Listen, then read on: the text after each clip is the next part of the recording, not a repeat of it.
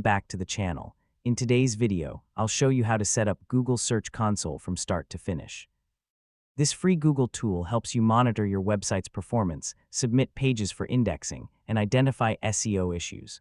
First, open your browser and visit the Google Search Console website.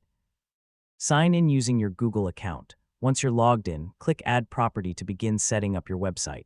You'll see two options, domain and URL prefix. The domain option tracks your entire domain, including all subdomains and both HTTP and HTTPS versions. The URL prefix option tracks only the specific URL you enter. Choose the option that best fits your needs. Next, enter your website address and continue. Google will now ask you to verify ownership.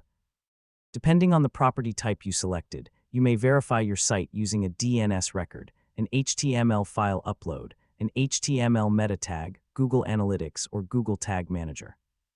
Follow the verification instructions carefully. If you're using DNS verification, add the TXT record provided by Google to your domain's DNS settings. After saving the changes, return to Google Search Console and click Verify. DNS changes may take a few minutes or, in some cases, several hours to update. Once verification is successful, your website will be added to Google Search Console. The dashboard may look empty at first because Google needs time to collect data. Usually, you'll start seeing information within a day or two. Now, it's a good idea to submit your sitemap.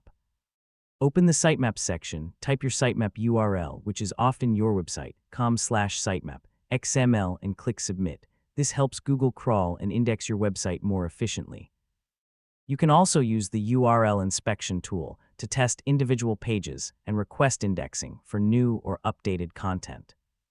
After setup, check the performance report regularly to monitor clicks, impressions, keywords, and search rankings.